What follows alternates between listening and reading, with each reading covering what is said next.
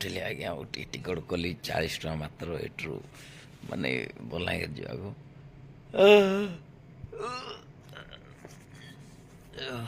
पानी अनकल मधुबे पानी भी बाहरनी नुआर कनेक्शन कर बोधे देना उठिली एवं लगे ये देखो ये लिखाई कौन यहाँ पूरी एक्सप्रेस ये देखो पूरी एक्सप्रेस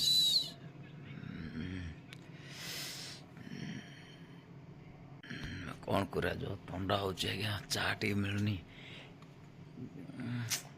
जलिया रही जाइए भावुँ खाईदेवी भावुँ कि टे रहा पड़े कहीं खाइबी तो अधघंटा पहुँचला से बस टे जर्नल से घंटाटर रास्ता जावाक पड़ो घंटाटर रास्ता से गलापर कौन कह देखा कौन पानी चलते ब्रश ब्रश टी करदे भल होता पानी भी चलुनी देखा पानी हो ना नहीं पानी भी कौन चलुनी देखो तो देख मोटे आसुनी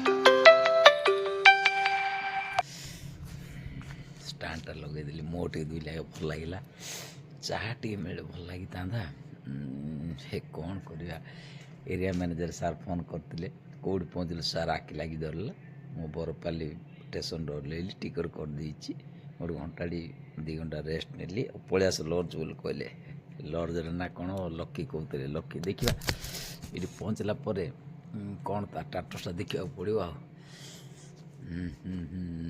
ये हूँ बरपाली स्टेशन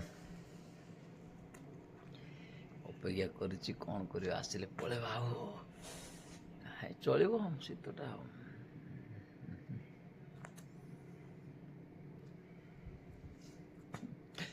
कौन कर आज्ञा आज असुविधा एमती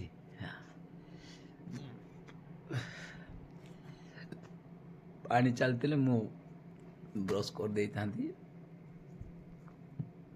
जलिया भी थिला जलिया भी थिला खाई दी था ये कौन अच्छी देखा रुहतु ये देखो ये देखो ये देखो ये कौन अच्छी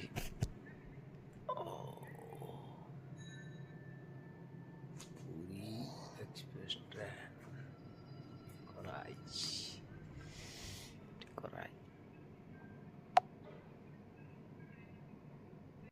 देखिले तो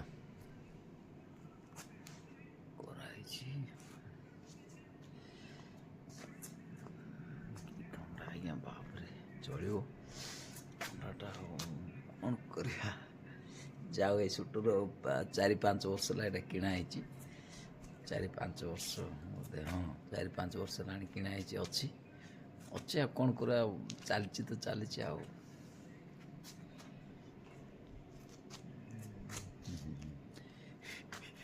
आसला बेल को टिकट काउंटर से आज्ञा कहले प्लाटफर्म 2 लगे बोले कहले मुझे सर्टकट दे पलि आसली कौन कर एत दूर किए चलिक आस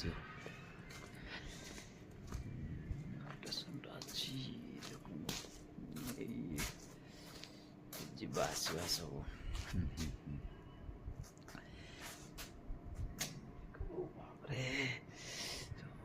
ठंडा लगुच देखिए से बलांगीर भल चा मिल स्टेशन पाखे चलो गोटे पाखे 2टा भी पीदेवा कि भल पहुँचवा पचरा लकी लज पचार ना देखा बस जो सुविधा अच्छे ऑफिस पलैया से नित्याक्रम सारदे 2 मिनट जिलेट फिलेट आनी सेविंग फ्रेश फ्रेश हो नुआ ड्रेस पिंधवा आज नुआ वर्षर जनवरी मास आज 11 तारिख ओडिशार सब स्टाफ आसचंती डकाई आज भोजी अच्छी आज भोजी कौन गोटे आइटम देखा आज सीटी किसी भी वीडियो बनईदे तापर कौन से जहाँ भल मंद दुख सुख खाईदे खाइला काली की स्टाफ मीटिंग अच्छी स्टाफ मीटिंग जहाँ जमी प्लानिंग करिकी देवे एरिया मैनेजर माने सेमती रिपोर्टिंग करिकी ट्रेनिंग सारिबा तापर ट्रेनिंग तो केते दिन अच्छी किसी जना पड़नी कही ना ठीक रे କଲା ପରେ ବାହାରିବା କଥା ଆଉ କେତେ ଦିନ ଟ୍ରେନିଂ ତାର କେତେ ଦିନ ରହୁଛି କ'ଣ କିଛି କହିନାହାନ୍ତି।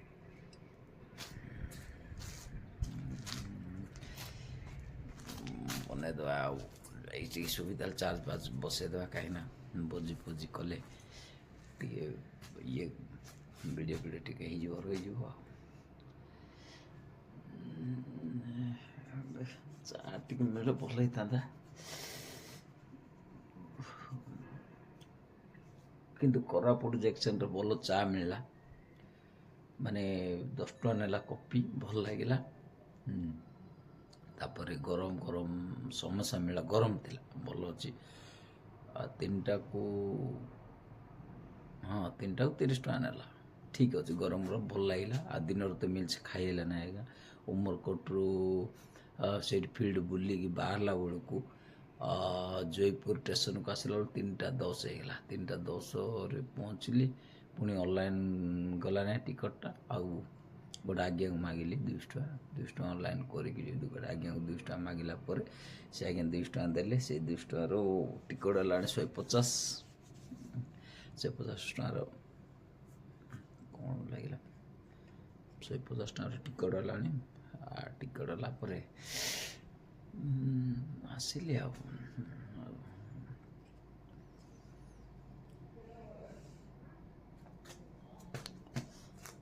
ଆସିବ 5:02 ହେଲାଣି, 5:02 ହେଲାଣି। ରେଡ଼ି ହେଇଥିବ ଏକ୍ସପ୍ରେସଟା ନା କ'ଣ ଟିକେ ରହିବ, ଟିକେ ଛୋଟ ଜାଗା ମିଳିଲେ ବି ଛିଡ଼ା ହେଇକି ପଳେଇବା। ଅଧଘଣ୍ଟାର ଜାଗା ତ କ'ଣ ଅଛି। ଗତ ମାସରେ ଆସିଥିଲୁ ମିଟିଂକୁ, ସେଇଟା କେଉଁ ଟ୍ରେନ୍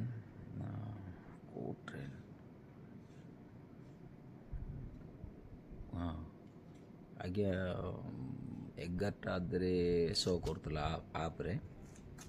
11ଟା ଅଧେରେ ଯେଉଁ ଟିକଟଟା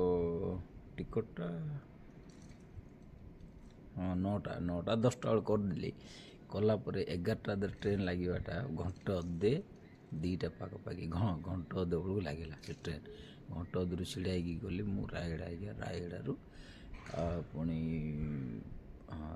ପୁଣି ଓହ୍ଲେଇକି ତାପରେ ମୁଁ ରାୟଗଡ଼ାରୁ ଆଉ ଟ୍ରେନ୍ ଧରିଲି, ପୁରା ଜୟପୁର ବାହାରିଲି। ସେମିତି ଆଉ କ'ଣ କରିବା। ଚା ଟିକେ ମିଳିଥିଲେ, ମୁଁ ଅଛି ବ୍ୟାଗ୍ରେ କ'ଣ କହିବେ, ଲିଆ ମୁଢ଼ି ମୁଆଁ ଅଛି। ତାପରେ ଜଳିଖିଆ ବି କ'ଣ କ'ଣ ଅଛି, ବିସ୍କୁଟ୍ ଥିଲା, କାଲି ମୁଁ ଖାଇଦେଲି ଦିନରେ। କେଉଁଠି ଖାଇଲି, କାଲି ବାଟରେ ବାଇକ୍ ରଖିକି ଉମରକୋଟ ଆଉ ଏଇ ପାପଡ଼ାହାଣ୍ଡି ମଝିରେ ମୁଁ ଖାଇଦେଲି। ଖାଇଦେଲା ପରେ ବାହାରିଲି କାଲି। ଆଉ କ'ଣ କରିବା, ନବରଙ୍ଗପୁର ବି ଫିଲ୍ଡ ବୁଲିଲା ନାହିଁ, ଟାଇମ୍ ଭଲ ହେଲା ବୁଲିଲି। ଏ ପୁରୁଣା ଯେଉଁଠି ଆମର କିରାନା ଦୋକାନ ପରିଚୟ, ସେଇଠି ଆଗର ଯେଉଁ ବ୍ୟାଙ୍କରେ ଥିଲି, ସେଇଠି ସେ ଯେଉଁ କିରାନା ଦୋକାନ କରିଛନ୍ତି, ସେଇ ଆଜ୍ଞା ପରିଚୟ। ଆସିଲା ବେଳେ ମିଶିଲି, ଟିକେ ଦୁଃଖ ପ୍ରକାଶ କରୁଥିଲେ। ସବୁ ଷ୍ଟାଫ୍ ଟ୍ରାନ୍ସଫର୍ ହେଇକି ପଳେଇଲେ ନବରଙ୍ଗପୁର ବ୍ରାଞ୍ଚରୁ, କହୁଥିଲେ କାଲି। ଆଉ ଭଲ ଲାଗିଲା, 5-10 ମିନିଟ୍ ମିଶିଲି, ହାପି ନ୍ୟୁ ଇୟର୍ ଜଣେଇଲି ତାଙ୍କୁ। ତାପରେ ମୁଁ ଆସିବି ସପ୍ତାହକୁ 4-5 ଦିନ ଆସିବି ନବରଙ୍ଗପୁର, ଉମରକୋଟ ଦାୟିତ୍ୱ ଦେଇଛନ୍ତି ବୋଲି ତାଙ୍କୁ କହିଲି, ଖୁସି ହେଇଗଲେ। ସେମିତି ଗୋଟେ ସମ୍ପର୍କ ହେଇଯାଇଛି ସେ ଆଜ୍ଞାଙ୍କ ସହିତ ଆଉ। ଏବେ ତ ଦେଖାଯାଉ କ'ଣ ହେଉଛି। ସେ ଟ୍ରେନ୍ ତ ଆସିନି, ଆସିଲେ ସେ ଭିଡ଼ିଓ ବନ୍ଦ କରିକି ପଳେଇବା କଥା। ଇଏ ଗୋଟେ ଟ୍ରେନ୍ ଅଛି ଆଜ୍ଞା, ଇଏ ଗୋଟେ ଟ୍ରେନ୍ ଅଛି। କ'ଣ ଅଛି ସମ୍ବଲପୁର ଜମ୍ମୁ ତବି ନା କ'ଣ ଅଛି, ଏ ଗୋଟେ ଅଛି। ଏ ଯେଉଁ ଦେଖାଯାଉଛି ସମ୍ବଲପୁରରୁ ଜମ୍ବୁ ତବି ନା କ'ଣ,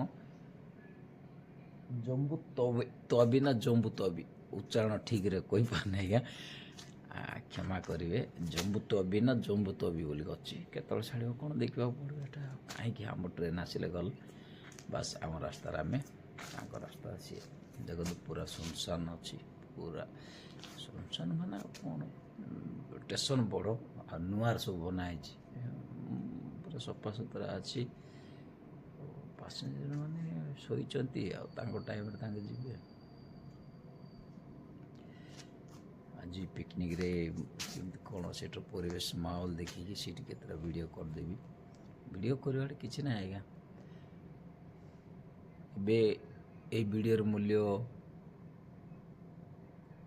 କିଛି ଜଣାପଡ଼ୁନି। ଯେତେବେଳେ ବୟସ ହେଇଯିବ 50 କି 52 କି ଯାହା ବି ଆମେ ଏଇ ବୁଢ଼ା ବୟସରେ ଯାହା ବି ବୟସ ହେଇଯାଇଥିବ, ସେତେବେଳେ ଦୁନିଆ କେତେ ଆଗକୁ ପଳେଇଥିବ, ସେତେବେଳେ ଦେଖିଲେ ଏଇ ଭିଡ଼ିଓର ମୂଲ୍ୟ ସେତେବେଳେ ଜଣାପଡ଼ିବ। ଏବେ କିଛି ଜଣାପଡ଼ୁନି, ୟୁଟ୍ୟୁବ୍ ରହିଯାଉଛି। ମୋର ପାଖାପାଖି ଏବେ 2200ଟା ଭିଡ଼ିଓ ହେଲାଣି, 2200+ ହେଲାଣି। ସେ ମୁଁ ଆଶା କରୁଛି 5000 ପ୍ଲସ୍ 10,000 ହେଇଯାଇଥିବ, କାହିଁକିନା ହେଇଯାଇଥିବ ବୋଲି ଭାବୁଛି। ଯେହେତୁ ଜବ୍ଟା ମାନେ ଗୋଟେ ଜାଗାରେ ସ୍ଥିର ନାହିଁ ନା, ଆଉ କେତେବେଳେ କୁଆଡ଼େ ଦେଉଛନ୍ତି, ସେଇଥିପାଇଁ ବୋଲିକି ଯେଉଁଠି ଯେମିତି ଭଲ ଲାଗିଲା ପିକନିକ୍ ଜାଗା ଯାଇକି ଭିଡ଼ିଓ ବି କରିଦେଉଛି। ଅଛି 2200+ ରନିଂ ହେଲାଣି ଭିଡ଼ିଓ ୟୁଟ୍ୟୁବ୍ରେ। ଠିକ୍ ଅଛି, କୋଉ ଚାଲିଛି, କିନ୍ତୁ ମୋର ଗୋଟେ ଲକ୍ଷ୍ୟ ଯାହା ହେଲେ ବି 5000 10,000 ଭିଡ଼ିଓ ଥିବ। ଯେତେବେଳେ ମୁଁ ସର୍ଚ୍ଚ କରିବି 10,000 ଭିଡ଼ିଓ ଥିବ, ରହିଲେ ଆଉ କ'ଣ କରିବା।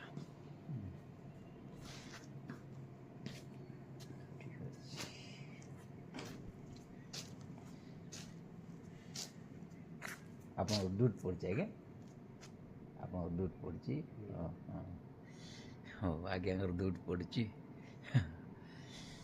ହଉ ହଉ, ଠିକ୍ ଅଛି, ରହୁଛି।